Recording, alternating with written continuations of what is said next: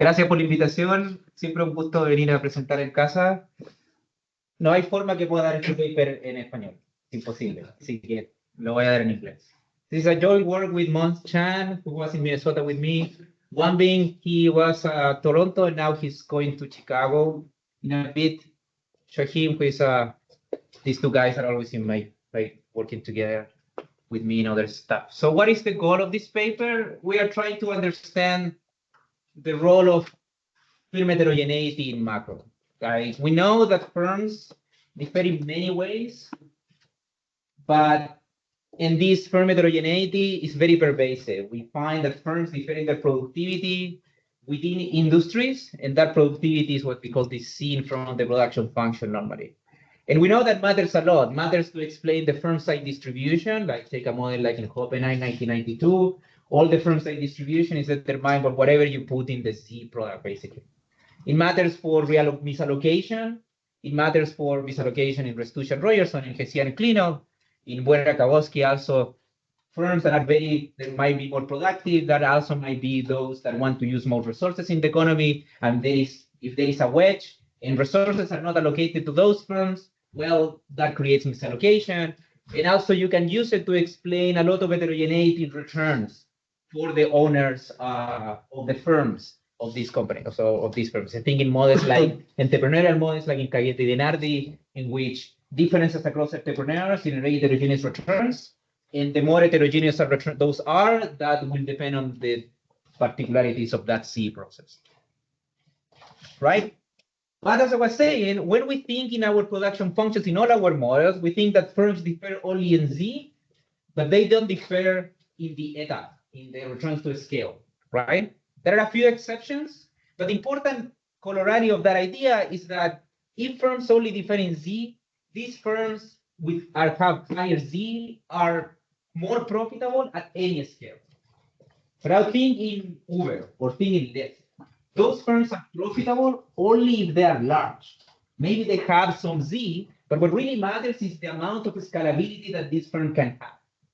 A small version of Uber will not be profitable. Only a large version of Uber will be profitable. And for me, that sounds more like differences in eta than differences in Z.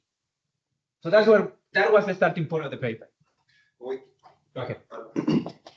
But in the example of Uber, is that because we're just observing this, like Uber and Lyft? Like what is it? I'm thinking particular in the case of Uber, they just have an app, and I mean I don't know the particularities of the business itself, but Uber could just exist. Uber Chile could just exist in Chile, and three Ubers. The app, you have this fixed cost to create the app and maintain it in the server. If you have only 3 taxis, how profitable can be? Relative to the same thing, using the same platform, but with 20 million taxis. That firm will be more profitable at larger scale than small scale. That is what I'm trying to say. Right? Relative to a bakery that is profitable maybe at a small scale. That's it. That is the only thing that I want to say. Right? So we usually load everything on Z. I want to start thinking about difference in returns to scale. Thinking a different example. Take 2 firms that entered at some period. One of them is a 3-star Michelin restaurant that is going to produce French food in the best place in Philadelphia. And the other is Cheesecake Factory. They are both small, but the owner of this guy may be rich, maybe have a very productive technology, but it's not replicable. Right? You cannot replicate this guy because you need the cooks. You need This thing can be replicated very easily. The owners of Cheesecake Factory will be very rich and will be a large company because it's very easy to replicate, and this will not. So that calls for differences. So what we're trying to think is difference in returns to scale. So we're going to do 2 things. We're going to go first to the data and to estimate to what extent firms differ not only in their productivity, but also in scalability. Now, I want to think everything within industry. It's not surprising that manufacturing and services have different returns to scale. And we know that. We know that from existing literature. I want to show you that within industry, firms differ in the returns to scale, and that is related to their size. The technology, changes. I mean, the scalability changes as firms. And the firm drops. Yes, it could be that firms are moving along the same production structure, And a big firm has a different production function that it could be that it's not about a firm characteristic that it enters, but it joins. I will show you the life cycle of the firm at different resources here. I will show you that the difference remains constant over the life cycle of a firm. So it seems that it's a fixed characteristic of the technology that you enter with. You're saying that 3-star Michelin restaurants do not become cheesecake factory. They don't become cheesecake factory. That's what I'm saying. Exactly. Yes. It happens that you have to enter with a technology that is replicable. Yeah. I know we can think in examples. I mean, I don't know. Okay, I can think examples, but every example that I get, at some point, they have a technology that is kind of replicable. I don't know if they have other questions. You cannot replicate the French guy that cooks the meals in your. Is the technology replicable or the product is replicable? Here, I think it's the technology. Well, then, yeah, I don't know. I don't have a good answer for that. I don't know. Let me think about it. We don't have product level data, so we have firm level data or establishment level data, but I see it from where you're coming from that, yes, I need to think about it, but we don't have the data. I'm going to say that the technology of the firm is replicable. All right, and then I'm going to show you this, and then I will show you how this matters, because, okay, sure, you can show me that there is difference in this and this, why you should change your models. I will show you one example of where this could matter. It could matter more misallocation. So what we're doing, so we're going to go to the data. We're going to estimate non-parametric, meaning non-normative production functions that allow us to identify the Z separated from this guy. And we're going to recover the distribution of etas and C from the data. This is going to be basically based on this relatively new method of Gandhi-Navarro rivers that I have used in other papers that allows you to identify these two guys. And I will show you in one and a half slide from where the identification is coming from. And then I'm going to do a simple application of the misallocation generated for financial frictions. I'm going to show you some other examples where this could matter, but this is going to be the main application of the paper. I'm going to show you two model economies. I'm going to take a conventional economy in which all firms differ only in Z. And then I'm going to have what I'm going to call the eta C economy, in which firms differ both in eta and Z. And then I'm going to calibrate the two economies to the same set of observables. So from the perspective of the data, both models match exactly the same data and the same moments. And then I'm going to show you how the losses from misallocation kick in these two different economies and in which of them is more important. Or in which of those two economies misallocation is more relevant from financial constraints. Justamente estaba pensando en mis allocations. Yeah. Entonces, si uno tuviese wedges que dependen de la escala y uno pudiera ser flexible en respecto a los wedges, ¿se te confunde un poco con el Z y con el theta? Sí, por ejemplo, yes. Sí, por ejemplo, si es que tuvieras wedges, ok. Puedo tener wedges en todas las decisiones de la firma, but in the decision of intermediate inputs. Say wedges in capital decisions, fine. Financial constraint could be one of those. A lot, if affect directly this decision of capital. Si tenéis wedges in the labor decision, Gandhi-Navarro rivers allows you to have that. But I need the first order condition for intermediate inputs to hold in order to do the identification. So if this firm has market power with respect to the intermediate inputs that they buy, that might be a problem. We did something to solve this issue about market power, but that is the only place in which wedges could be a problem. Bueno, eso potencialmente es testable, ¿no? Con los datos que tienes datos a nivel de firma. Tenemos datos a nivel de firma. Okay. ¿Tienes productos que venden? Es que tenemos, we have revenue. We don't have. No tienen productos. Productos, es mi problema. Sí, we have revenue. Claro, que un problema es decir si que estoy comprando peras con manzanas cuando tomo dos firmas de la misma industria, porque igual pueden ser distintos productos. O sea, tu ejemplo del cheesecake, Sí, o sea, sí. un plato de tallarines en el Cheesecake No Factory es- no es lo mismo que en tres. We did a 3D nights within, like, Entonces, yeah. ese es un punto, eso es un punto. Okay. Un punto distinto es decir, si es que no tienes confounding factors, que te pueden estar echando a perder la estimación. Y en este caso, Intermediate es inputs deseable. is the big Por problem. ejemplo, si tienes un mismo producto que se vende a dos suppliers distintos y se venden de distinto precio, ¿es esa una medida de market power ahí?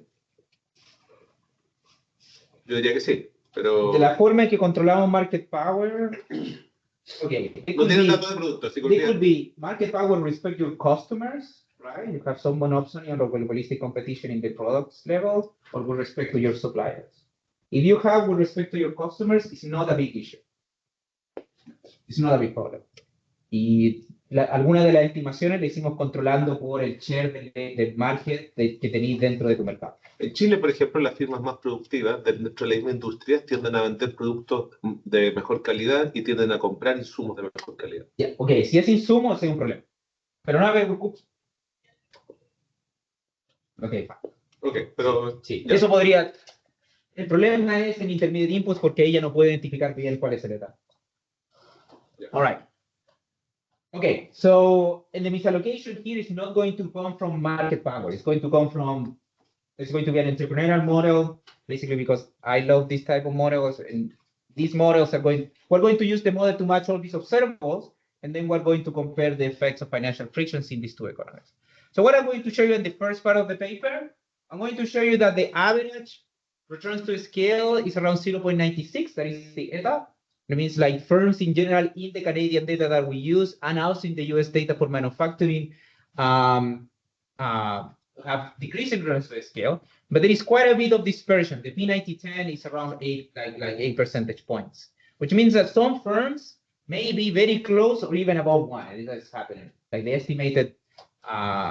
estimated is quite big. Now, more important for what I was saying earlier, what we want to say is that firm size and RTS are highly correlated, and there is a quite bit of dispersion of difference between those firms in the middle of the distribution and those at the top 5% of the firm size distribution in terms of revenue. These firms have around 80% of all revenues in our data, and there is about 10 percentage points difference between those two groups. Yes. ¿De qué tamaño son los errores estándares de esa?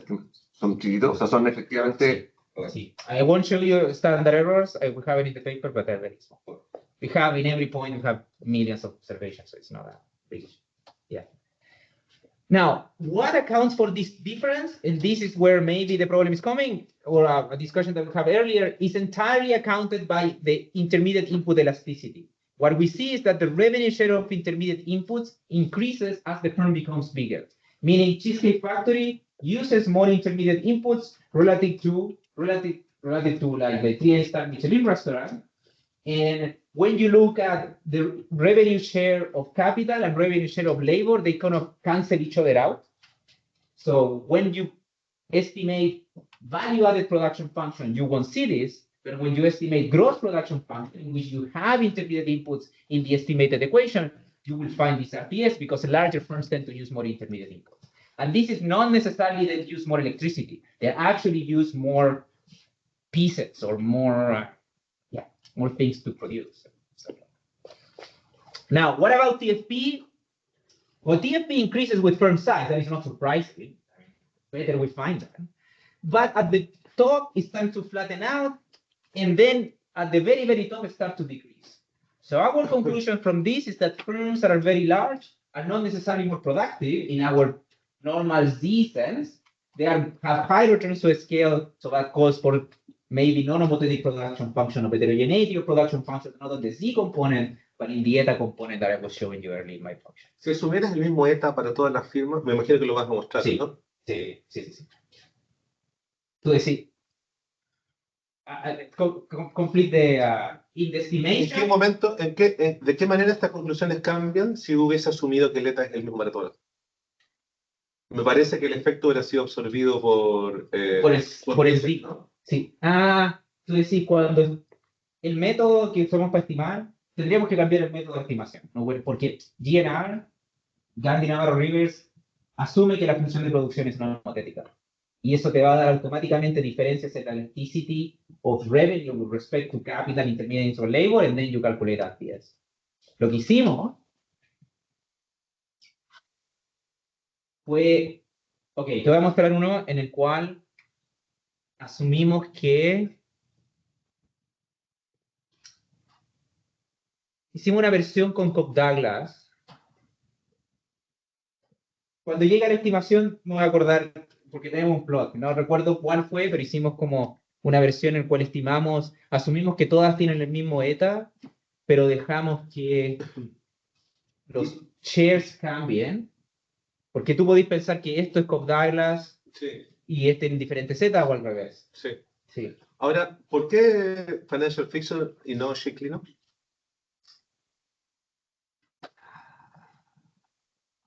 Podríamos haber hecho Ciclino. Podríamos haber hecho Ciclino. En general, ¿no? Sí, podríamos rehacer Ciclino. Pensamos en ese momento cuando empezó el paper, que si hacíamos Ciclino íbamos a ser directamente comparados y como la contribución iba a ser marginal, o rehiciste Ciclino. Te estoy contando la historia del paper, ¿ah? Sí. Sí. Es que lo que Pensamos, pasa, pero Ciclino, esconderme la pelota no es la veneno, porque en el fondo el punto acá no tiene que ver con misallocation con Financial Fiction, tiene que ver con estimar bien el ETA. Entonces me tienes que comparar cómo funciona cuando hago el ejercicio estimando el ETA, que cuando es fijo para todas, que cuando lo estimas así. Entonces, Ok, pero ¿qué hubiera hecho? Hubiera recuperado, supongo que ocupo Olipex y asumo que esto es constant. Hubiera encontrado otra dispersión en el Z, por ejemplo, para machear la distribución. Y si dices, por ejemplo, que las ganancias de relocation no son grandes cuando tomas en cuenta eso, es un big result. Si en vez de darte un 90%, te da 80%. mi problema, ok, podemos conversar más de hacer Ciclino, y este fue mi push against hacerlo cuando estuvimos pensando en esto, es que una vez que tú permites que eta varíe, cross-sectional dispersion of Z, whatever you get back, como no es una buena medida misallocation anymore. Porque los Z ya no son comparables si asumís que los Z son diferentes. Puedes mandarte lo mismo de una manera distinta. ¿Cómo tomar la heterogeneidad en el ETA cambia lo que sabemos respecto de financial frictions de misallocation que viene de financial? No, te voy a contar de que si supongo que esto va a ser diferente. Okay. Now let's do this misallocation of from financial frictions. I will show you maybe, if we have time, some very simple example in static economy. I will show you that we can prove that the misallocation generated from any price wedge, from any wedge, particular financial frictions, depends on the returns to scale of those firms that are more constrained by this, right? So if the firms that are more constrained are exactly those that have an eta very close to 1, this allocation explodes. That comes from any wedge. Now, to do the quantification, we're going to have a model in which this wedge is endogenous because it depends on the amount of wealth that the entrepreneur has, because that affects the amount of financial frictions. So we're going to quantify in a occupational choice model, similar to Quadrini, Kagete, Girardi. And this is going to bring a new dynamic channel, right? So this is sort of an static misallocation that you can prove in any closing model in which there is one period model and firms are deciding how much output to use or how much resources to use. There is this new dynamic channel in which high-end entrepreneurs are less profitable at a smaller scale. And therefore, because there is an occupational choice, they will decide never to become an entrepreneur. That is one part of the dynamic piece. Why that happens is that Jeff Bezos comes to the bank and say, I need $20 billion to put Amazon. And the bank will say, forget it. Do you have a fraction of that in your current account so you can have this collateral constraint and blah, blah, blah? And the bank will say, no, then I will give you that money. In that moment, Jeff Bezos decides to be, I don't know, a doctor or something. That is kind of the new dynamic channel. That is one part of the dynamic channel. Perdón, solamente, ¿qué es ETA exactamente? ETA, entiendo lo que hace, pero Sí. ¿qué es ETA? ¿ETA es un parámetro asociado a cómo produzco cosas, digamos? Sí. Entonces, ¿por qué Jeff Bezos va al banco? Oh, I'm sorry. Jeff Bezos tiene una función de producción en su cabeza. Sorry, I should have not like assumed. So this is a model in which entrepreneurs have some collateral constraint and they need to finance a fraction of the capital they need in order to put the company, right? Suppose you have an idea that has some Z, that have a eta that is very close to 1. That firm wants to be infinitely large, so needs almost infinite amount of capital. There is no way a poor Jeff Bezos can go and can finance a fraction of that company, because that is what the bank is asking in these collateral constraint models. Si esta es solo una idea que tiene Jeff Bezos, Mhm. tiene que haber un mercado para poder hacer ese meta, digamos. Oh, wait, okay. La diferencia está en que en Estados Unidos hay VC companies that are willing to give you $20 million to start a company that is going to be profitable only when it's super large, right? Y eso puede ser otra idea. Esto es mucho más simple que eso. Aquí el empresario va a decir, bueno, no tengo suficiente dinero, y eso genera otro nivel de misallocation, porque van a haber empresarios que van a tener un cierto nivel de una función de producción que nunca va a entrar al mercado. Tal vez en esa línea ETA podría ser como It could be your thinking like standard Lucas span of control model, that you have a very large span of control. So you want to put a very large company, but you can't.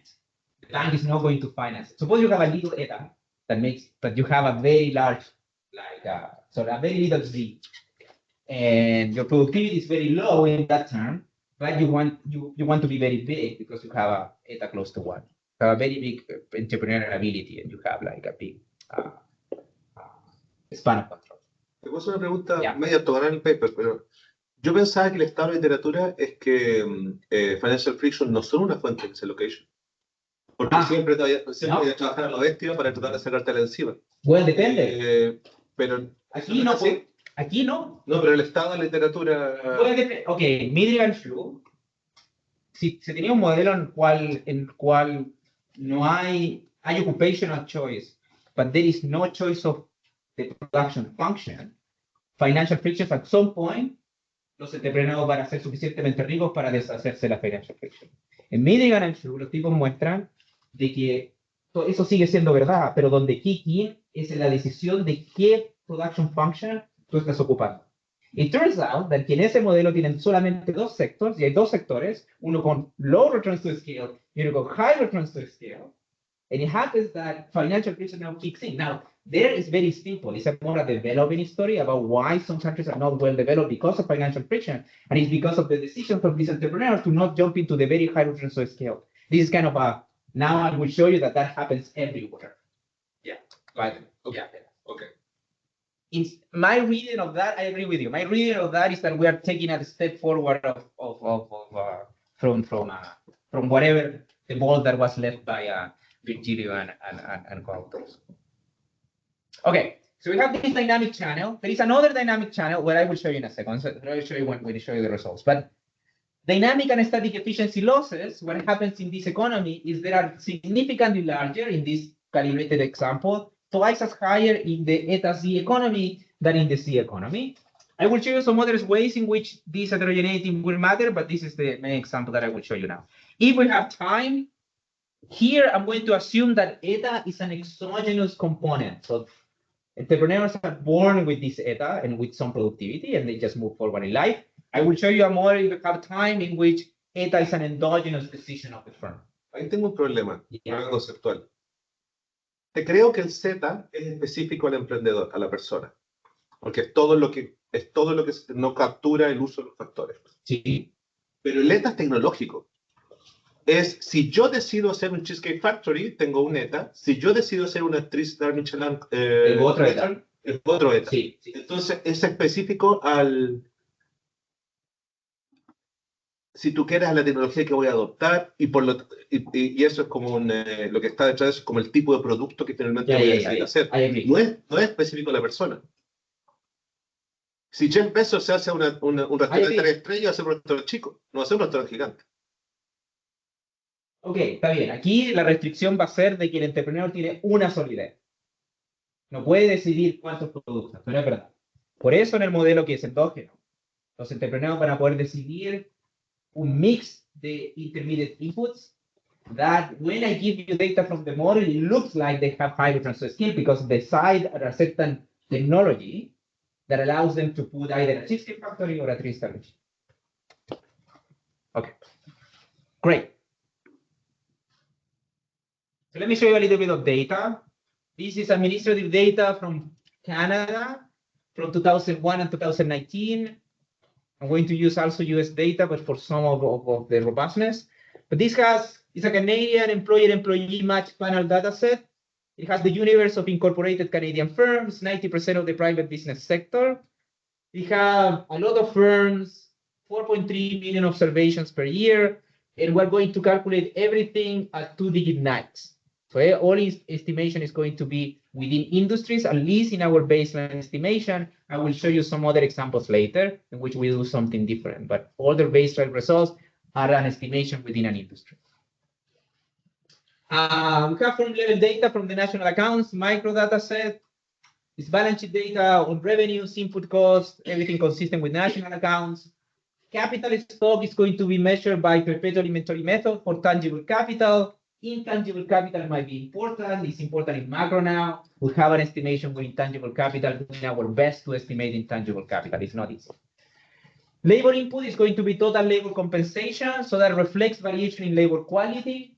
We have a different paper and we show that heterogeneity, the Z that you recover in all this production function estimation is kind of contaminated by differences in the quality of the workers, right? It has nothing to do with the firm itself. It's just kind of the quality of the workers. So we control for that. This is kind of a well-known fact in TFP estimation. So it reflects total variation in labor quality across different. So let me give you 2 slides about from where the identification comes from in this GNR method, if you want to use it in the future. It's very easy to implement at the end of the day. So take a firm that produces log output Y with capital K, labor input fancy L, and intermediate inputs M, and has a flexible production function. In the estimation, I'm not going to impose any type of condition. It's going to be basically a bunch of polynomials that you estimate in your code. This is in logs, output is equal to this times this guy. And what is the goal? The goal is to recover the elasticity of output with respect to the different inputs. So that when I sum them up, I get the results to scale. That is the goal of the estimation. There is going to be a Higgs neutral production function, production shock, the zeta, that is going to have some transitory component and some persistent component. At the end, we did not use this difference, but you can think that this guy is the way that we're going to get it. This is going to be persistent, and this is going to be transitory. It's not really important for the results. Pero los datos son nominales. Everything is going to be put in real terms using sector-specific deflators. That is what we have. Okay. So we're going to make some assumptions about the timing of the shocks and the input choices to identify this F non-parametrically. This is the important bit at the end of the day. We're going to assume that intermediate inputs are fully flexible and they are chosen in perfect competition.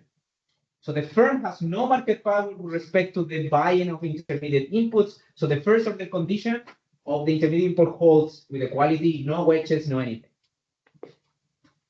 Capital, yes. Sorry. Capital and labor can be subject to adjustment costs and imperfect competition. No problem with that. For instance, in this other paper I was mentioning, we allow the labor market to be non-competitive. Like there is, like firms have market power in the labor market. Not a problem at all. And capital is going to be predetermined. So this is going to be predetermined. You cannot change it in respect to your shocks. And it's going to have some adjustment costs, and this is going to be fully flexible. Entonces, el tema de los precios, porque te estás eliminando el precio promedio a nivel de industria, pero igual te queda variación interindustria. Eso sería, entonces, Z sería como una especie de TFPR. Yes, it is TFPR. Yes. Relativo a la industria. Sí. Ok, sí, perfecto. Sí, Así tengo que pensar. Sí. Okay. So what is the first step? Factor take your first order conditions, right? Assume this is a flexible polynomial, basically.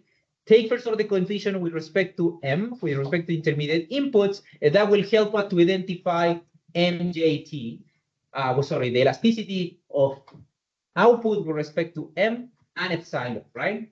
So for the first order condition, I can show you the first order condition, but you have, no. So the first order condition tells you what is the output share of, the revenue share of intermediate inputs is going to be equal to the derivative of the production function with respect to M, right? So basically, you can think that differences across the revenue share of intermediate inputs allow you to identify this epsilon, right? Firms are going to have a fixed, for conditional on your level of capital and labor today. If firms differ in the amount of intermediate inputs that they use, I'm going to say, well, those firms have a higher elasticity of output with respect to intermediate inputs. That is going to be. Now, I'm going to assume that capital and labor can only respond to the persistent component, where capital cannot respond at all, and this guy can only can only respond to the persistent component. So what I'm going to do is to take the polynomials that come from this first order condition. I'm going to integrate them up with respect to the epsilon, and I'm going to recover the amount of output, right, clean of the decisions of the firm with respect to the use of intermediate inputs. And then I'm going to use standard Olympics, kind of like a production function estimation step. I'm going to say, well, labor can respond to the shock, capital cannot respond to the shock, use those guys, and from the correlation of residual output and inputs, I'm going to identify the elasticity with respect to capital and with the elasticity with respect to labor. Control, Si Álvaro, Luciano o Matías estuvieran acá, creo que te dirían de que Olipex con Financial Fictions no funciona. Tienen un paper sobre eso. Probablemente. Pero Gandhi, Navarro, Rivers. Dicen que sí. Cuando le preguntamos a Rivers, le mostramos el reel y dijo, bueno, funciona. Bueno, no problema. Ok. Sí, no, yo lo creo. Sí, hay un tema de... Sí, es verdad. Yeah. Sí. Sobre todo si la Financial Friction le pega a labor, es un problema. Y si le pega a intermediate, supongo que tú tenías un modelo en el cual intermediate inputs los tenéis que pagar ex ante. Sí, claro. Ahí ya tienes working capital. ahí ya un problema. Porque se convierte como working capital y ahí tenía un problema. Yo creo que ahí Gandhi no funciona, pero... Sí. All right. So what are the benefits? Well, we recover TFP and output elasticity separately. And we have RTS at the firm level. It's robust to adjustment cost and input market power, at least for K and L. This is the paper that I was mentioning earlier. But there are several drawbacks. One is Ernesto was saying earlier that we're estimating revenue elasticities. We don't have output, we don't have Q, so everything is revenue elasticities. Also, if there is markup dispersion, we may have problems. If there is a uniform markup, that is not a problem. That scale things up and down, right? But dispersion, but we think that if you have a uniform markup, is not a problem, right? The dispersion in physical RT, the level of RTS is going to change, but the dispersion is not going to change. So the dispersion in physical RTS is equal to the dispersion in measured RTS. That's not a problem.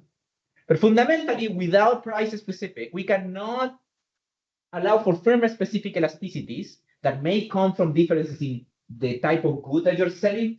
Take, I don't know, a handbag producer that produces high-end handbags and the other produces like low-end handbags. Maybe people like the high-end because they're fancy and stuff like that. We cannot allow for that without price data, right? However, and this is, I think we need to make a proof out of this, like at some point. It's not in the paper, and I don't know what the referees are going to say, but we think that if intuitively, if larger firms have higher markups, right, because they sell better products from some oligopoly power, that we think will strengthen our findings because the size gradient of physical RTS should be more steep than the size gradient of the measured RTS. So RTS, if there is heterogeneous markups, and it happens that the markups from the product size are higher for the firms, for the big firms, that's fine for us. You're going to have a gradient that is larger. Great. So let me show you some results now. So this is what I was saying earlier. This is the empirical density of returns to scale, the mean by industry, that is what you have minus and stuff like that. The average RTS is going to be 96. The within industry P9010 is around 8 percentage points. That means that around, if you take a firm in the bottom of the distribution in the 10th percentile and you compare it to a firm in the 90th percentile, fix all the inputs, fix the TFP that you can recover, there is a difference of 8.3 percentage points in terms of how much output they can produce. In a model in which firms have the same meta, they will differ in nothing, right? Because they're exactly the same firm. All right, this is more important for us. So these, I'm sorting firms by percentiles of the revenue distribution, right? And here I'm calculating what is the average RTS that I recover from my estimate within this group. And this, I'm not showing you standard errors, but the standard errors are very narrow here. This is what you're asking. Perfect. So you can see here that as we move to the higher end of the firm size distribution, until the 50th percentile, most of the firms are kind of the same, and only at the very top, returns to scale start to increase. This for me, I don't know if you know this paper it's an old paper now of Eric Hertz are Ben Huxley. They say, well, there are two types of firms where they enter. Some of them want to grow, and some of the firms don't want to grow. So, and that would tell you like, well, some firms hit their returns, they have low returns to scale, they hit their optimal scale at some point, they never come back. And some other firms want to be very big and everything like these are things. All right. Go ahead. Sí, entonces el RTS, el parámetro está identificado en el cross section. Sí, cross section of revenues, revenue share of intermediate because it's basically the elasticity with respect to revenue. Right. Yes. Es un poco raro, ¿no? Yo quisiera identificar el RTS within the firm. Sí. Yes, yeah. Okay, sí. Okay. Si pudiéramos hacerlo, quisiéramos estimar función de producción por one firm over the life cycle of the firm and blah, blah, blah. Perfect. So we did a few things to try to get there. Or at least a group of firms that look similar in some, and we follow those the same firms over time, right? We don't use those. So we did. Let me, when I go to the robustness, let me speak about that, but give me a few slides. But you're right that what we really would like to do is to estimate one production function per firm and see if the returns to scale change over time for this firm. Right. Yes. Yeah, I totally agree. Pero la elasticidad que tú son time dependent. They are time dependent. Son JT.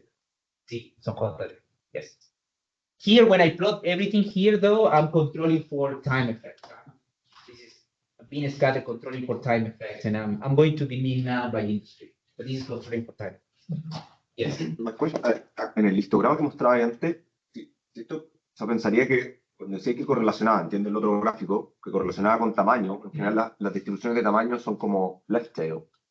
Como que, o sea, perdón, te una masa acá a la izquierda y esto un montón de firmas chicas. Exacto, son grandes. Sí. Pocas firmas, y eso como que medio no se ve acá. Entiendo que después está con la correlación, entonces no sé si esto es como por el log, pero uno pensaría que es. No, here I'm not sorting firms by industry. So I'm not sorting firms by size here. There is no sorting whatsoever here. This is just the distribution of RTS that you get across the J's and the T's. Here is the point. Here is what you're right. Like larger firms, 80% of all the sales in Canada are here. Right. And then those are the largest firms if they have the higher RTS. Now this combines within and between industry variation. So let me just take out the industry and show you what we think is the most important plot of the paper. That is what you see as 0 here, like because I'm demeaning everything. Within industries, when you compare, now these firms now are sorted within an industry. So these are the firms at the top of the firms as distribution within a 2-digit NICE in Canada. Those firms have significantly higher returns to scale than a similar firm in the same industry that is at the bottom of the firm size distribution. It doesn't matter whether you sorted by value added or whether you sorted by market cap or whether you sorted by employment. You always get this type of picture that the larger firms are those that have higher returns to scale. Now, the difference between the 50th and the 5th percentile in the plot that I showed you earlier was around 10 percentage points. 8 percentage points come from within industry variation. So the vast majority of these RTS differences is within industry and not between industry, which is, we think, is the surprising part. It's not surprising that firms differ in the returns to scale across industry. That's not new. Maybe the industries are too coarse. It's 2 digits only. We did it by 4. Let me. Okay, in the US, I did it by 4-digit nights within. So I have 2-digit nights in. I did it by 4-digit nights in manufacturing. And it's the same. It's the same. Okay. There is another issue that might be. That is about the examples that I gave you are about differences in establishments. It could be that firms, right, grow because they grow more establishments. In the US, we did at the establishment level, and still establishments that are larger seem to have higher references. Esto solo de que aquí estos son como un spin scatter. Sí. Y yo quise siempre la distribución que encontré de Ya, te puedo mostrar los percentiles, creo que los tenemos. Sacar un bin scatter de los Canadian complicado, así que te puedo mostrar, creo que tengo los percentiles. O sea, estaba haciendo lo que pasamos recién, si está identificando como solo el cross-section, el parámetro beta, un poco por casi mecánico, que está y se identifica el beta, ¿no? Entonces sería interesante que encontré firmas chiquitas que tienen mucho beta, donde haya dispersión.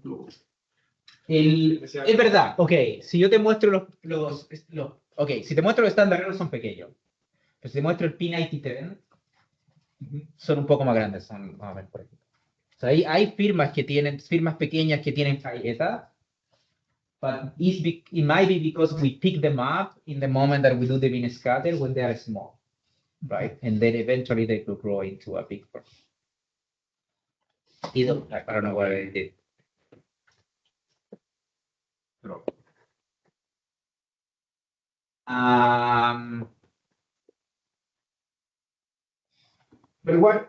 ¿qué es lo que esperas tú?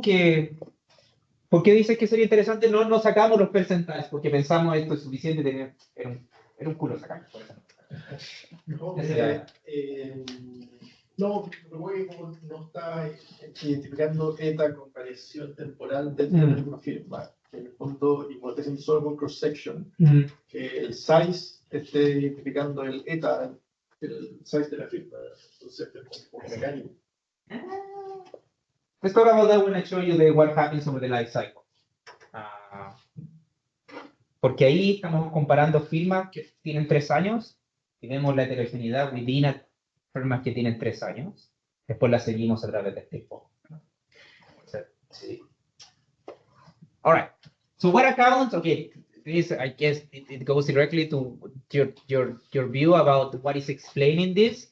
This is the intermediate input elasticities, and this guy is what explains the difference. These are exactly the same firms. So now it's the average intermediate input elasticities controlled by mean industry, and it's increasing over time. And I was saying earlier, the revenue shares in the elasticity with respect to capital and labor across the firms of distribution tends to cancel each other out. Labor share goes up, capital share goes up, down and up, they cancel each other out. So all the increase in RTS is coming from the elasticity with respect to intermediate inputs, which at least tells you that when you are thinking in production function estimation, better think in gross production functions rather than value-added production functions. This might be matter for some other things. Now, this accounts for all of the variation in RTS by the firm size gradient. This is what jointly are not increasing in firm size, both in Canada and the United States.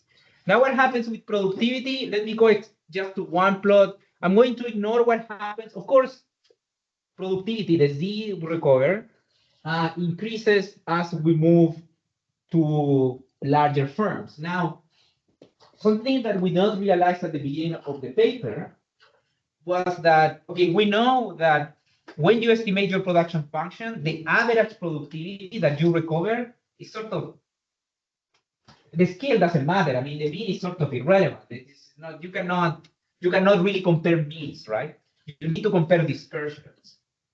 And that is also true when you compare, when you have elasticity, when you have heterogeneity in the returns to scale within an industry. So let me say it more clearly. When you estimate your OLI page, let's say, forget about what we're doing, across different industries, and you recover the average RTS of an industry, that has no meaning with respect to the average RTS of these other industries. The average are not comparable. You can compare the dispersion within the industry. You can say industry A has more dispersion than industry B, but the average is not comparable because it's just a scalar. It doesn't matter, right? How that is even worse when you allow the firms within your industry to have different RTS, because now the firms within industries cannot be compared in terms of this. So what do we do? Instead of comparing the levels, I sort firms by their percentile. Say, well, firms that are ranked very high are those that the big firms in the economy. So what we do is we rank firms within an industry in terms of their percentile, forget about the level of C that they get. And we ask, does the rank of the firm within the industry in terms of productivity increases as the firm goes and becomes bigger or is bigger? And that is obviously what is happening. Now, I want to focus here because this is where 80% of the total dispersion of the total revenue in the economy in Canada, this is coming from. So I'm going to focus at the very, very top. So these are the 10 higher percentiles of my returns to scale distribution. See flat that increases very rapidly. And for returns to scale, for productivity, kind of flattens out and start to decrease. This result is not new in some sense. If you look at Milligan, Bohr, and remember their author, they have a paper in which they're using Spanish data that like productivity and returns for those firms that are very large start to decline when they become super big. It's similar to this thing. What is surprising for us is that larger firms still have high returns to scale even in Europe. So this is the plot that tells us like the largest firms in the economy, those firms that are the top 1% of the firms at distribution, and even those that are at the top 10% of the firms at distribution don't have necessarily higher productivity, but they have higher returns to scale. So those are the main results. So let me show you, I still 40 minutes. So let me show you some robustness very quickly. Oh, no, this is more important than robustness. Now, you can think what is happening across the age, right? Maybe suppose firms may enter with different technologies, but they converge to a technology that have high returns to scale. If that is happening, some firms may enter with different RTS, but as they move and become older, they will converge to the same RTS level because they are moving into that productivity. Let's say, suppose you have Cheesecake Factory and you have the 3-star Michelin, and the Michelin guy realizes that it can start mass producing French food, right? As this firm becomes older, those two firms should converge to the same technology because now the French pastry are reproducible, right? So if that is the case, as I compare firms of different size and different age, those RTS should start to converge. That is not what we see in the data. So take firms that are 3 years old. Why 3 years? Because we need 2 lakhs for our estimation. Calculate your returns to scale, your RTS, and then follow these firms over time. And this is the difference. This is the mean by their industry where they are. So that is why you have below 0. Their RTS grows over time. That's true. So they may be changing within industry. They may be changing the technology to higher RTS technologies. But the difference between them and their cousins that enter with a different RTS never disappears. This is my sense of this is Cheesecake Factory owner entered with a more scalable idea than the French guy that entered with a maybe it can increase the returns to scale, becomes more efficient to produce stuff and blah blah blah, but that is not what is happening over time. With productivity, not too much. It's not very clear from this picture, but the gap kind of widens up, and here kind of like it's basically constant. All right. Volviendo al gráfico anterior, segunda pregunta breve. Si es que la ETA hubiera sido el mismo para todas las firmas, acá te da más chico, ¿no? En la caída en el top 1%. Probablemente, porque Z va a tener que agarrar un poquito de la variación. Tal cual. Sí, Z va a tener que agarrar un poquito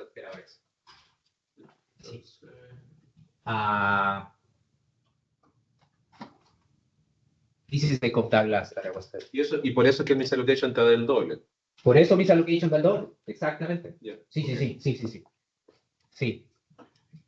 Aquí veía el tiro que si tú querés ir infinitamente large y hay una financial constraint on any form of misallocation, you won't be able to be infinitely large, and the social carrier wants to give a lot of capital to that firm, and they can't. That generates a lot of misallocation. Y en palabras intuitivas, ¿qué es lo que la identification strategy está haciendo para discriminar entre ambas cosas? Esto viene de cross-sectional. These are firms that use different intermediate inputs in the cross-section. In the cross-section. And to identify this is that when they observe a productivity shock, this is about variations in labor inputs, put in that way. And this is variation in intermediate inputs. Because we assume that firms can only respond, they can respond automatically to shocks to change their intermediate inputs, but they respond with a lag with respect to they respond with a lag to in terms of how many workers they para mí es muy complicado. Pongámoslo lo siguiente. Tienes dos firmas que usan la misma combinación de inputs. Una produce más que otra. ¿Qué te hace decir que una tiene un eta distinto o el zeta distinto? Si tienen los mismos inputs, no van a tener los mismos, van a tener condicional en tener el mismo capital y el mismo labor. Yo voy a mirar a differences in revenue, intermediate input share in revenue, to tell you that firms that produce more and also have more intermediate input share, those have a higher elasticity with respect to intermediate inputs. Okay? Porque ahora es condicional a tener el mismo level de capital and labor, y voy a ver firmas que van a tener different intermediate input share y van a producir más que otras, y eso va a decir, bueno, las firmas que justamente están produciendo mucho, ocurre que son las que tienen high use of intermediate inputs. That identifies this guy. Now, toma eso, y como que ya que ahora tenéis como un forecasted value of how much intermediate inputs you will use given K and L, take that out. Okay. Now, hay como residual variation in output, right? And still there is some residual variation in output, right? But it's clean of the use of intermediate inputs. So everybody's using now the same share of intermediate inputs. But I still see differences. That differences can only come from differences in labor, and labor responds only to TFP changes, the persistent part of the TFP part. And that allows me to identify this guy. Okay. Entonces, para la primera parte, el hecho de que tengas valor y que solamente puedas optar por precio a nivel de industria, medio que porque imagínate que yo uso más intermediate input que tú, sí, o al revés, tú usas más intermediate input que yo, pero es porque tú usas intermediate porque son más caros que los míos. Y la red. Y eso es algo que ocurre en los datos, efectivamente. Sí, por eso es. Okay, you're saying we have double problem here. We cannot estimate actual TFP. We can also not estimate kind of the actual value of the elasticities, kind of revenue elasticity. And we have to think, suppose I have more market power or some wedge, whether that is correlated with size. Yes, yeah. We need kind of output level prices and queues. Estaba pensando en calidades de inputs, pero también vale para market power. Sí. Pero en ese caso son tiers del revenue.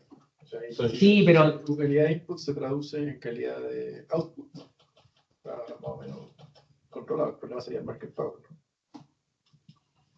Solo el market power. All right, fine. I still have the problem with market power, but I take it that you're saying when I check, you're right. So if I buy better inputs, I ended up paying more. That's fine. But also the price of my output is going to be higher, so the share should be kind of moved together. Fine. But if there is market power, meaning larger firms pay a little bit less, it wouldn't make that the actual elasticity with respect to. Okay, we're gonna talk about this more later, but I think it will go in our direction, making even more steep. If I can pay you less, I'm big, right? So I pay you less than I should pay you for the inputs that you give me. I'm Walmart, right? Now the revenue share will look very small. It should be big, but it's very small because I have a lot of monopoly power with respect to my intermediate inputs. So monopoly power. then the actual physical elasticity of output with respect to intermediate input should be bigger, right? Because the revenue elasticity, the revenue share should be bigger. So I think it goes in our direction, but I need to think a little bit more. Okay. Or I hope it goes in our direction. Let me put it that way. Okay, a bunch of robustness with a bunch of stuff. So in the left one is just to convince you that Canada all is the red, the same picture that I showed you earlier. Or if we do this at the Canadian level within 4-digit nights now, we'll take the 2-digit nights divided in 4, you get the same thing. There are some differences in level. Or if you do it in US manufacturing, here we have firm level data. This is establishment level data or plant level data. You see it's like exactly the same thing. So this is not about firms growing or being bigger because they have more plants.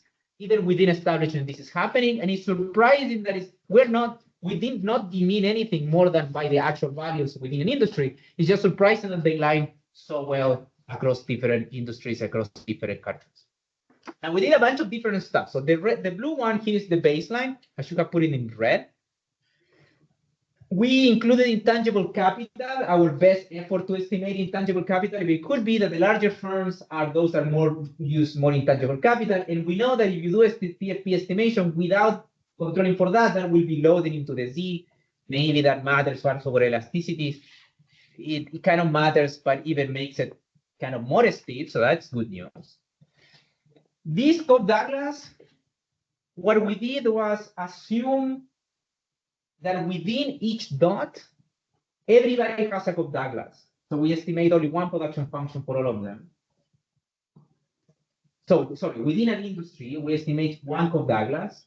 So there is no variation in RTS now within the industry.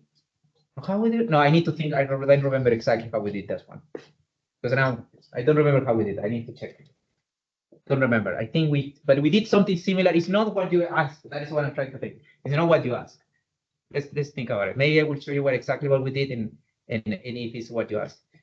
And the last one, this clustering thing, this is what we did. We were thinking like, you see that it's more volatile, but it still has like an increasing at the top. What we did there was like, forget about industries. Let's collect firms that are similar in some characteristics. Size at entry, the share of revenues, and their age, well, there is by construction, and also industry. And now groups these firms that look similar on paper, right? And estimate your production function within these clusters. So that we don't put the Michelin guy with cheesecake, because these two firms have different revenues, maybe they're in different industries or they're in different locations, right? And then we did estimation within those clusters, not within the industry. And you see this a little bit more volatile. You see like flat, flat, flat, and then increases at the top on the firm size distribution. ¿Y tiene alguna especificación con el gasto de administración o algo como que sea un input distinto? Que no es un input. Good idea. We haven't done it. We can do it. O sea, que no como el. Sí, that's a good idea. We can do it. Yeah. We cannot do it in the US because manufacturing doesn't have a separate kind of SGA, kind of the locker kind of thingy, but we can do it in Canada. That's a good idea. Yeah, it could be that it's just like cost because it's very difficult to communicate with. Okay, no, yes, we could do that. Yes, that's a good idea. Okay, I don't know what. So what is our interpretation? In our main empirical approach, firms share a common non-homothetic production function within nights. So that is a problem because there is still residual variation within nights. So RTS differ because firms are in a different point in the input space within an industry, right? And that is the residual variation that you will see. We're not really married to this interpretation for two reasons. One, if you take our RTS estimation and you run a fixed effect regression and you ask what fraction, and controlling by size, because it could be size is picking up the thing. Take our RTS, variation across firms, and regress that, controlling by size and age, right? And then put there a firm fixed effect. 86% of the variation in RTS is accounted by the firm fixed effect. So it's not size necessarily, and it's a lot of some fixed characteristics. So what is our takeaway? RTS is heterogeneous within industry. Our firms that are larger are more scalable. but not necessarily more productive. We have a bunch of other results in the paper. We show, for instance, that this is more dear to my heart, like firms, the rich guys in this economy tend to own firms that are more scalable than productive. That is important when you write models with entrepreneurs, because in all our models of entrepreneurs, the rich guys are those that have firms that are highly productive, but they have decreasing returns to scale. So eventually they will escape from the financial constraint. That is important. Also, it may matter for income inequality. We tend to think that, okay, larger firms have high returns per scale. Sorry, larger firms have higher productivity, some measure, right? That is what we know ex ante. And we know that there is some big firm, what is the word? No, not wage, it's premium, right? And larger firms for the same worker tend to pay higher wages. Well, it turns out that when you actually measure RTS, are the firms that have higher RTS the one that pay higher wages. And there is more, maybe something about business cycle that you may think that is interesting. We find that higher RTS firms and not necessarily higher productivity firms are those that are more responsive to aggregations, which I think makes sense. They're more elastic. All right, so we think that the unit is important for a wide range of applications. Happy to talk about any of those applications if you have any idea about that. But we think we're going to be working in this guy now, and maybe these are very. So in the last half hour, I thought I was going to use less time, but let me show you only one model, and I'm happy to discuss the other endogenous model. So let me start with a very simple model, right? I'm going to talk about an endowment economy. This is just the proof that that was going to think any economy, and I will endogenize this thing later. There is some endowment, right? There is some input one and a continuous firms Z. And these firms, a fraction of firms, this is going to be endogenous, our model later, are faced by an input price wedge. This could come from adjustment cost, from financial constraint, whatever adjustment you want, right?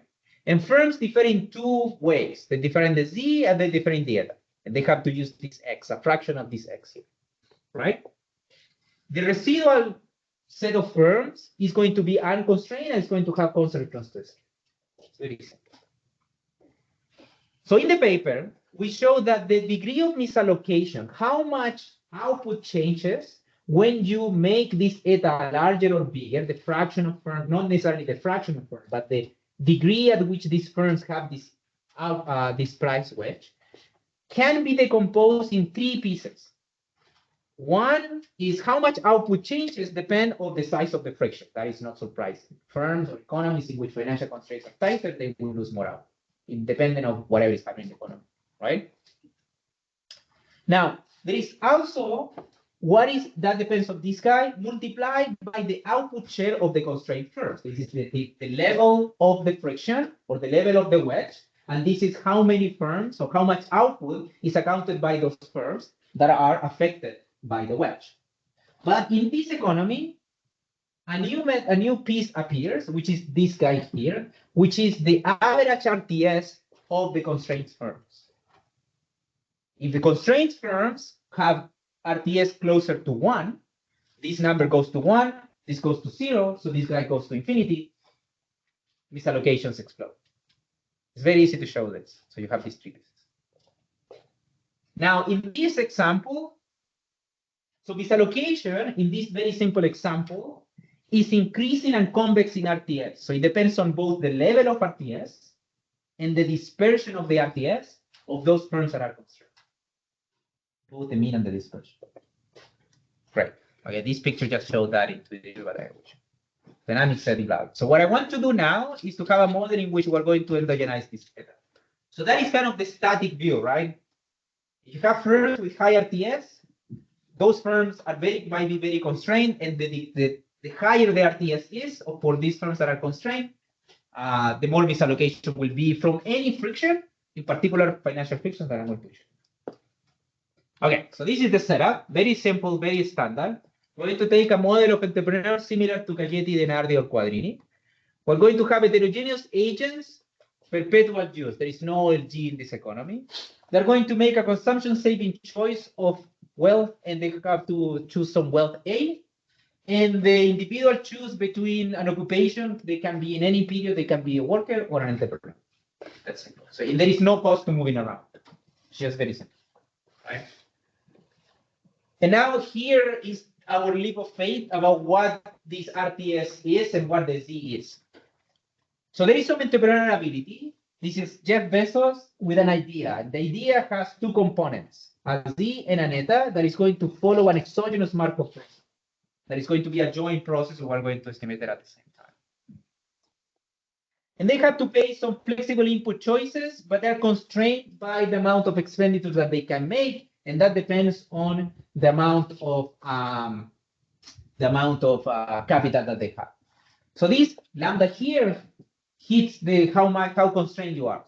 So if lambda is less than 1, that means that you can borrow to finance labor and capital more than the amount of assets that you have. If this guy is equal to 1, then you are fully constrained. You have to self-finance your company. In the model that I estimated earlier, we don't have intermediate inputs that are fully flexible, so we don't put intermediate inputs here. That is the reason why they don't appear. But there is no intermediate inputs. You can think that this is after the optimization of intermediate inputs as well. So Z, there is capital, labor, they pay some wages, and they pay some rental rate of capital. So these are the profits when you become an entrepreneur, when you decide to be an entrepreneur. So two simple value functions. This is the value function of the occupational choice, the value function of the entrepreneur that enters with certain assets. A has some human capital that affects the amount of, this is kind of the efficiency units of labor. This is the productivity, the Z piece, and this is the eta piece, the transfer scale. They need to decide how much, whether to be a worker or an entrepreneur. If they're a worker, that is very simple. They receive wages and they save in this risk-free asset. If they are entrepreneurs, it's the same thing, but they receive profits rather than wages. And this is the discount rate, and this is just the probability of survival. Great. So what is the, okay, this is a very standard model. I'm not going to be into more details about how we solve this. It's very simple. What is the key point that we want to make here? So you can have a model that is very standard and try to hit your standard cross-sectional moments of firm dynamics. And I can use the Z's or the eta Z's.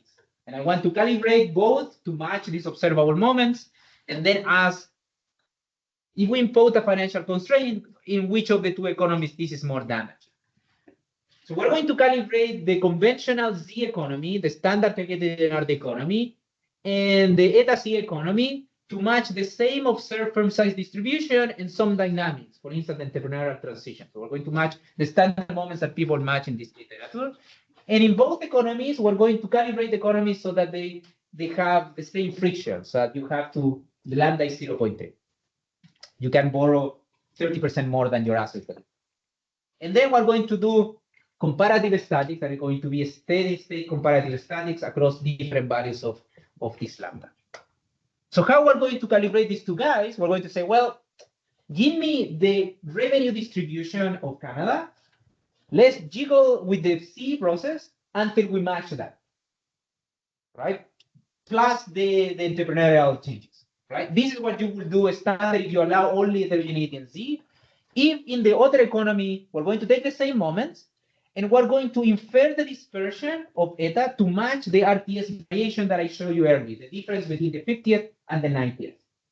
Now, when we use that, when we impose that in our model, there's going to be some residual variation in revenue distribution, and we're going to use the Z in order to match the rest. We will do it in the other way around. It's not a problem. Like take the Z, it didn't make too much of a difference, and we think that this is kind of the correct route, because now we have this data, so we want to use it for something. All right, so let me just highlight two things. So this is what I was telling you. The model matches a bunch of moments, but in particular, this is not matched. This is what we impose, a difference between the 15th and the top 5% of 8 percentage points in the eta C economy, and some standard deviation in the eta of 5%, which is close to that model. Of course, in the Z economy, there is no variations in the RTS. Basically, we give them the same average return to scale that we get from this side, and there is no standard deviation. There is no difference in data. There is no standard deviation. The process turned out to be quite persistent, which speaks to the fact that you enter with a high RTS. That, remember this plot that I showed you, that you enter with a high RTS and it kind of grows a little bit, but you never become low RTS firm, basically. And there is some residual variation here. Now, for the standard C economy, it turns out that if you have a log normal production, I mean, this is well known in the kind of Ersollner growth development and kind of stuff like that, that if you have only Z in the production, if you try to match the revenue distribution using only productivity, and you assume that it's log normal, that is not enough, you need an additional kick, and that additional kick came from the Pareto test. Something that I did not tell you, and it's not obvious from the data how to do it, but in the model, it turns out that in order to match this guy, you need a negative correlation between the Z that you get and the eta that you get. That is kind of model result. In the data, it's not obvious how to calculate this because the levels are kind of irrelevant, but in the model, you ended up with a negative correlation. So you don't need the Pareto tail? No, you don't need the Pareto tail, because the etas give you kind of the Pareto tail. Now, there are some firms that want to, we don't allow in the model to have firms to have returns to scale greater than 1, but it's enough to firms having very close to 1 in order to get you kind of the Pareto tail of the firm size distribution. If you only use Z, you need a Pareto tail shot, which is, yeah. Sergio, Yeah. You're using the same distribution for zeta? No, it's not. You mean the same? Estimas zeta eta justamente y después usas ese mismo No, zeta you en assume un poco al revés. No. And in both, we assume log normal or even, right? But here we estimate the parameters. No, pero de los datos. ¿Estáis machando zeta de los datos? No, nunca ocupamos los zeta de los datos. Muy bien. Ocupamos solamente los eta de los datos. Here we say, well, give me data from revenue, the revenue distribution, jiggle with the zetas until you get it, and you need a Pareto tail. Here we say, give me the eta distribution from the data, basically this piece. We use only this piece, basically. Yeah. And then when you have matched that, that generates some revenue distribution. Boom, give me the zeta that you need. Great. All right, so what do? We start here. This is, I should put like a flag line here. This is our original starting point. If you make, and this is the amount of output relative to the economy in which neither of those economies have financial constraints. So this is the optimal level of output within the constraints. So that is what the hidden one here. And this is just saying how much output declines as we make the financial constraints more tight.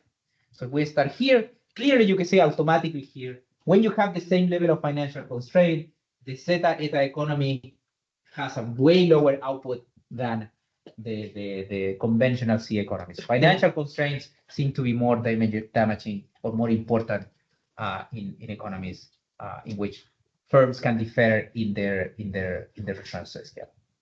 Now, from where that is coming from, so this is the decline. So this is when you have the 30% financial constraint.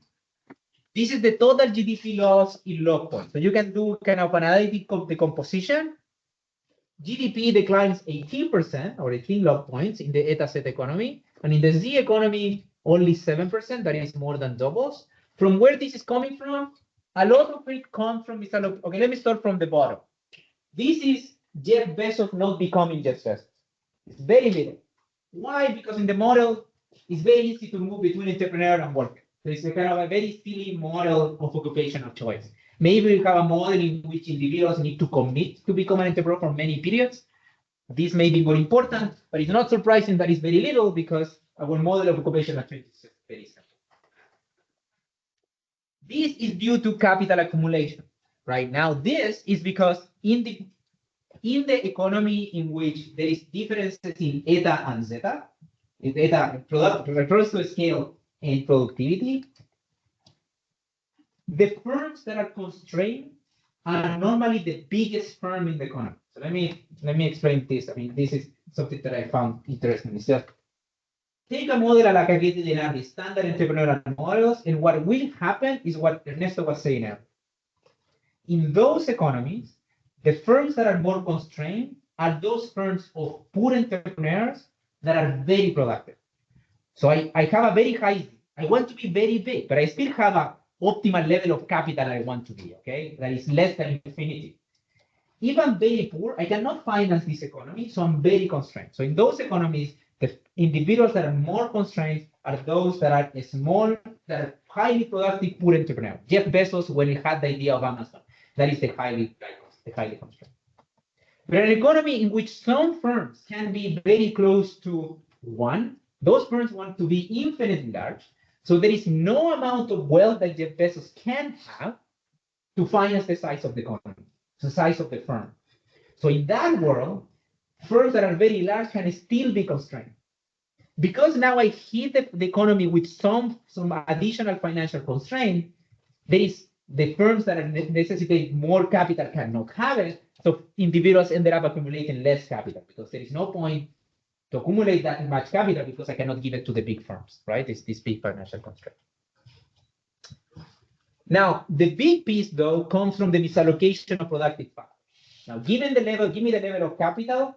I would like to give all this capital to Jeff Bezos, to Uber, to Lyft, but because the owners of Lyft, Uber, have this financial constraint, I cannot give it to them. The banks won't give it to them. So that generates cross-sectional misallocation. So this is basically kind of the static misallocation piece, and this is more the dynamic misallocation. People don't enter, people don't accumulate capital. From where it's coming from? Mostly from.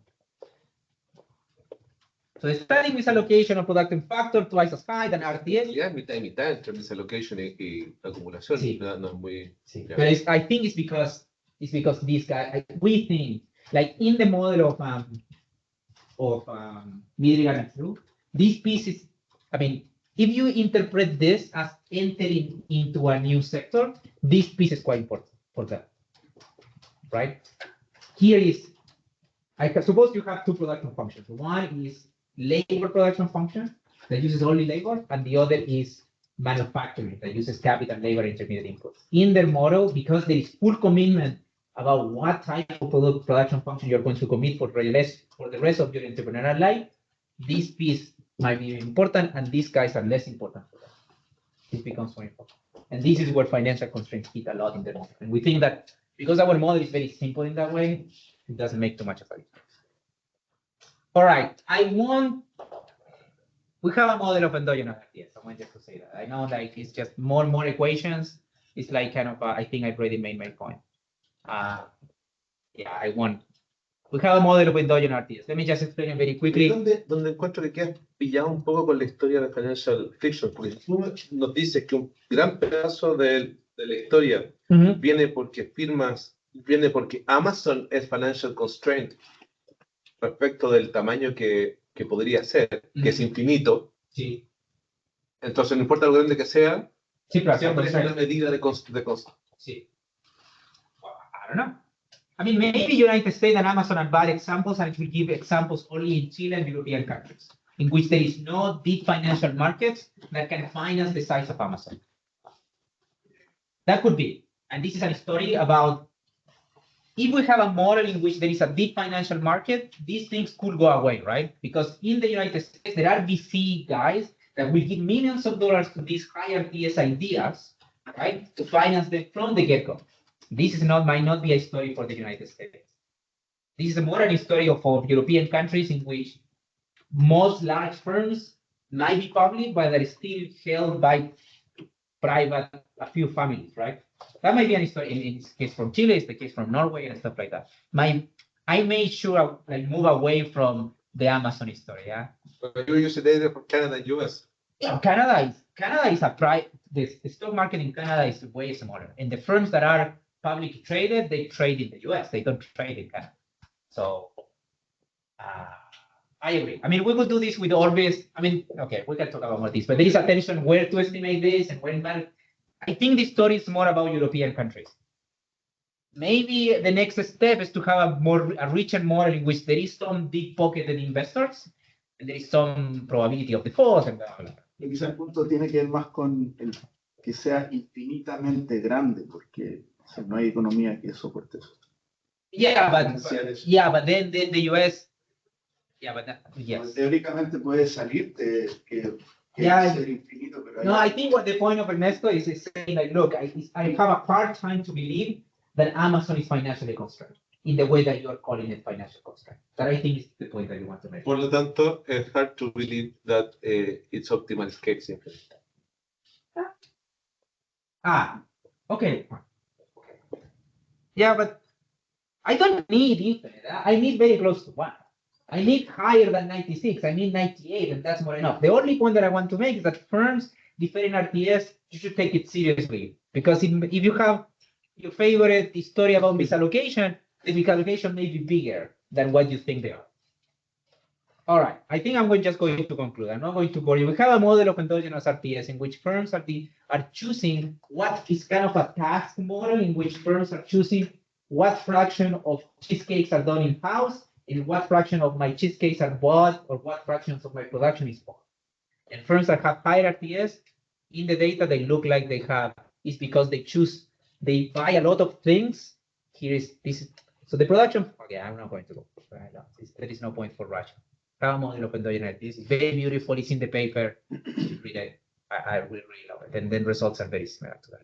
Let me just conclude. I think I made my point. So what do? We go to Canada to estimate non-homogeneous production functions, right? And what we find is that within industry, within 2-digit industries, controlling for size, controlling for other factors, doing it within industries, within manufacturing in the United States, we find that no matter what you do and different methods, high returns to scale are those firms that are big, but they don't necessarily have higher productivity. Both about across and within industries. The across industry is not surprising. The within industry is the important one. And it's mainly driven by high intermediate input elasticities. We think it matters a lot. It matters for some questions about wealth inequality, income inequality. We just show you one example in which misallocation are more severe when firms are constrained. And in practice, this is because given the friction, RTS kind of exacerbate the effect of financial constraints. What we're thinking now, we think that has important implications for wealth accumulation. If you start financing firms like Amazon with a lot of money, that guy is going to become the owner of the largest firms in the economy. We have like this, I presented before, this idea of new money, old money using Norwegian data. We think that helps us to explain why some individuals become super rich. They become rich not because they have more productive companies in the time of the Z, but because they have high returns to scale ideas. And maybe also matter for taxation, and that's what we're thinking about. Thank you, guys.